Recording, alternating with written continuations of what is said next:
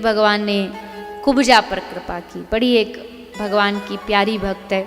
दो भक्त ऐसी हैं, एक राम कथा में माता शबरी और कृष्ण कथा में ये कुब्जा।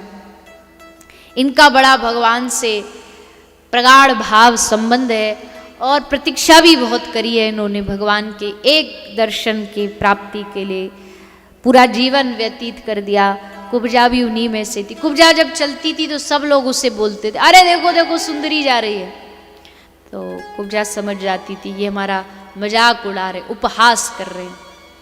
आज कृष्ण ने भी कहा, आज कृष्ण ने भी बोला, अरे सुंदरी क्या हमको थोड़ा चंदन दोगी।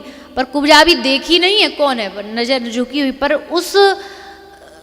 उस वाणी में, उस बोलने में उपहास नहीं है, प्रेम छुपा हुआ। देखो शब्द तो एक ही होता पर उसको बोलने के सबके तरीके अलग अलग होते हैं। कुछ ऐसे बोलते हैं कि वो है तो प्रेम का शब्द, जैसे अब कोई अपने कोई बेटा बहुत रात को कहीं से बाहर से आया तो फिर उसको बोलते हैं, अरे प्रधानमंत्री जी कहाँ से आ रहे हो। अब प्रधानमंत्री शब्द तो खूब बढ़िया, कितनी बढ़िया इज्जत दी है कि प्रधानमंत्री, पर उसमें भी कटाक्ष छुपा हुआ है कि तुम बड़े कहीं के प्रधानमंत्री हो जो इतनी रात को आ रहे।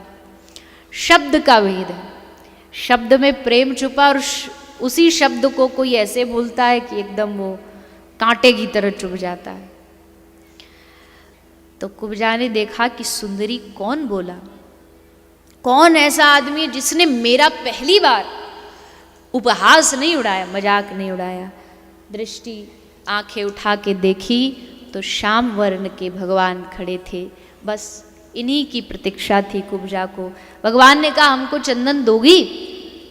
कुब्जा कहती है प्रभु आप ही के लिए तो सारा जीवन प्रतीक्षा की, ये सेवा आप ही के लिए तो है। मैं कोई कंस की दासी कोई मन से थोड़ी बनी हूं, तो मजबूरी है मेरी उसकी सेवा। रोज कंस को चंदन लगाने जाती हूं।